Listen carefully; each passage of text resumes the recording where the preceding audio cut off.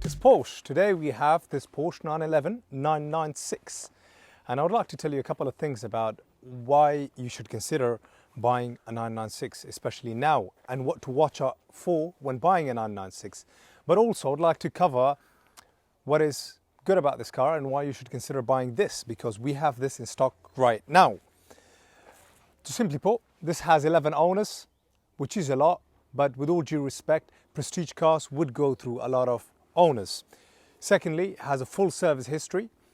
It's been borescope checked and an over rev report has been done, as well as it's going through a 111-point pre-purchase inspection with AMS Porsche to give us the approval that this vehicle can safely be passed onwards towards the new owner without them having to worry about any issues whatsoever. This version of the 911 996 were produced between 1997 to 2004. However, the Turbo S, the GT2 and the GT3 production continued up until 2006.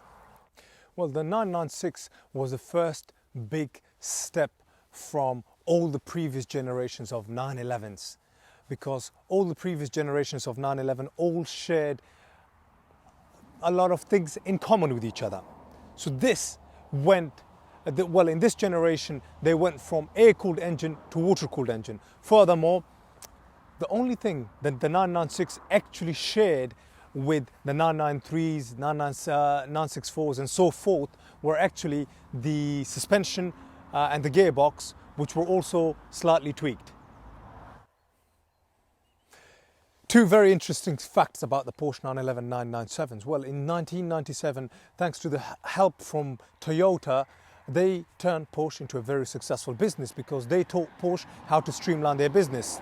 Therefore, Porsche introduced an entry-level Porsche Boxster 986, and the 996 and the 986 shared a lot of parts in common, such as the exterior, interior, and also the flat six naturally aspirated engine. And obviously on the Boxster 986, the engine was detuned, a lower power output and a lower basically capacity of, what it can produce from a performance perspective.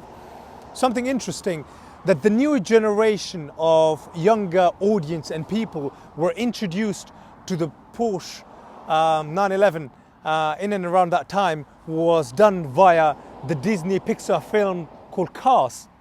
And in that, there was a blue facelift 911 by the name of Sally Carrera. So check it out. When you ask, why is this generation of a 911 so much cheaper than other generations? Well, at the minute, they're not, because the values of these have been going up and up and up, and that's the only way they're going to be going. Because there is a lot of things that people like about them that they don't like about the new 911s. Well, let's talk about this. Well, number one, the reason they depreciated like the way they did, because obviously they made the change from an air-cooled, much loved 911 to a water-cooled 911. But the biggest, most controversial change was, let me get the egg out, the fried egg headlamp shape. I quite like them, so I can't seem to understand and I can't seem to forgive the people that want to really knock this, because these headlights were on the original GT Carrera.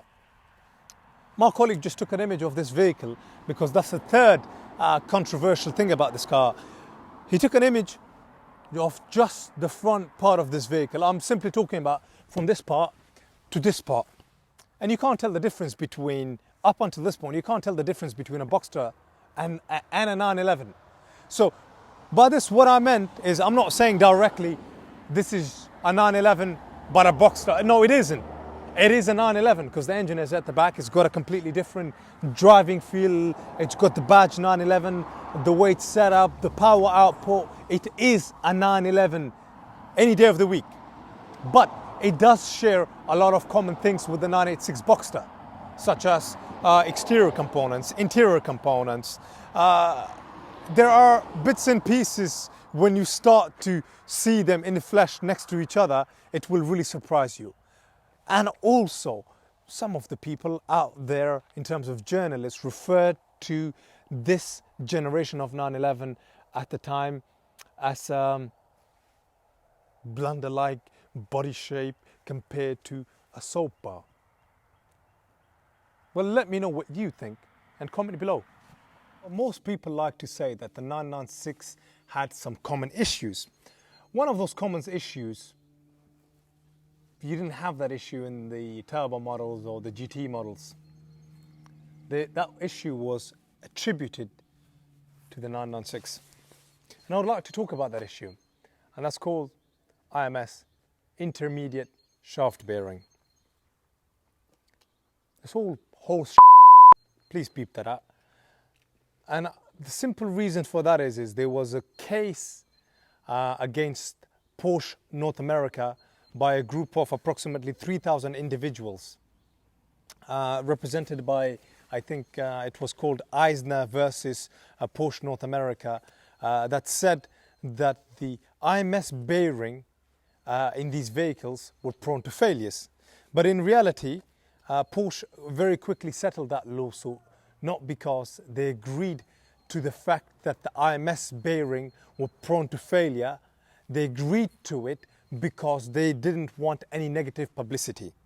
But this 996 has got a dual row bearings. They don't have any rate of failures that you find with the single row AMS bearings in the second generation 996 from the year 2000 and up until 2004. This had a dual row bearing, and there is no clear publicity or criticism out there to say that the dual row AMS bearings also fail. The other reasons that made Porsche so successful, and from the Toyota consultancy advice that was given to Porsche, was to basically produce a car that will require a lot of parts to be purchased down the line once somebody owns it. And one of them being the simple thing about leaving these completely open, where leaves and other crap can go in there, and what it does is the leaves can rot and the other stuff can just completely jam that place and eventually damage your front condensers. And to replace your front condensers is a straightforward, simple job. The condensers also don't cost a lot. The front bumper needs to be removed and new condensers needs to be put on. And if you are going to do that, you might as well get some Zunsport grills or any other grills here so that this problem does not reoccur. Two items I completely disagree with, because these problems occur if you treat it like a Polo or a Golf or a Fiesta. But with all due respect, have some sympathy for your Ford Fiestas and your Polos and treat them with more respect, because these Porsches will give you love if you give it love. But this is common issues and we have to talk about it. That's the truth of it. So according to some people, 3.6 litre engines can suffer from bore scoring. And some say the solution is to lightly skim and nickel coat the bores before honing to the correct size. Then silent coat the pistons. Again, does people know what is nickel coating? It's really microfiber, dust-like small little particles that are sprayed to the inside of the bores.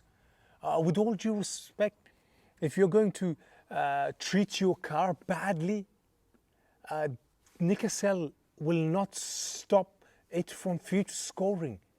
We've seen 997 Gen 2's 911s have bore scoring issues, 991 Gen 1's having bore scoring issues. Come down to AMS Porsche and you're very welcome to take a look at some of the engines we have worked on that were meant to be direct fuel injected engines that does not suffer from scoring. So with all due respect, anything will suffer from scoring if you treat it badly and if you misuse it. Interesting things about this 911 996. This comes in Arctic Silver with turbo look alloys. You get a beautiful spoiler at the back. On the inside, you get your Metropole blue leather. I kind of like the Metropole blue leather because it doesn't get very hot very hot like the black completely dark leather, and I think it has a nice feel and look to it, the blue leather. It comes with sports seats because of the added upholstery. It gives you a nice tight feel. 6-speed manual gearbox. You can put your CDs and listen to your music. If you still have CDs lying about, some people still do. You really get an amazing driving experience from a Porsche 911 996, especially one that's completely standard. front bumpers or lips and, you know, massive, you know, 20-inch alloys that people put onto it, because that ruins the quality of the ride that you get from the 996. So if you keep it standard, it is a beautiful car to drive, very fun. You get a beautiful sound from the engine, from the exhaust. It handles really well, very precise. And you kind of get the attributes and the experiences that are basically related to a 911, what a 911 should be. For the purpose of this video and having so many cyclists out there on the road, I think we should just take it easy and just enjoy it and just experience this beautiful summer that is on the horizon. So on that nice, beautiful note, please comment, like, and subscribe, and let us know what you think.